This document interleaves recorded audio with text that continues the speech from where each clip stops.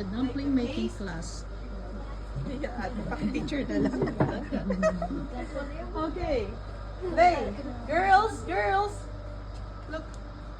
Get a little bit a piece. First, look at me. Don't do it yet. Okay? Put it like this. It's closed. Okay? Then you go in the middle. And if you want to make decoration, you can hold a little bit like this. How do you And like squeeze.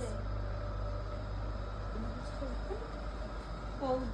Hold, hold, and squeeze. Tight, quite tight. That's perfect.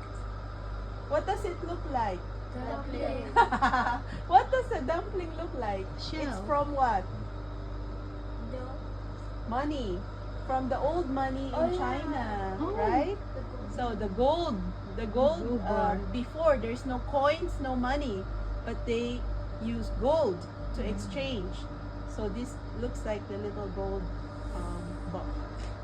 How to put it? The gold bar, like your Yeah, gold gold. bars.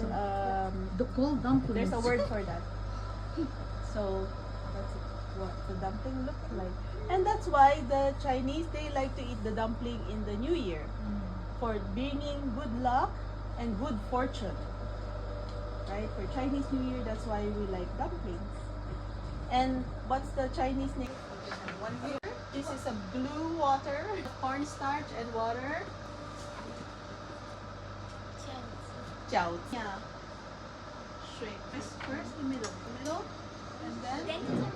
Denk dat we een beetje veel is. Ikaw na lang taga para may meron tayong... Mijn wordt weer Picture ko ah.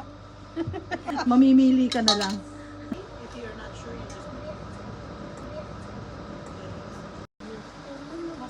A few moments later. Preparing for lumpia making. Lumpia. So now we're making for the lumpia.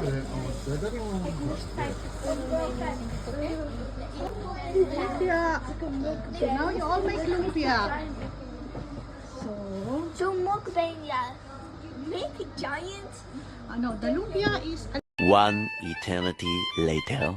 After the craft making of Michelle with the class. Thank you guys and thank you especially to Michelle and Michelle.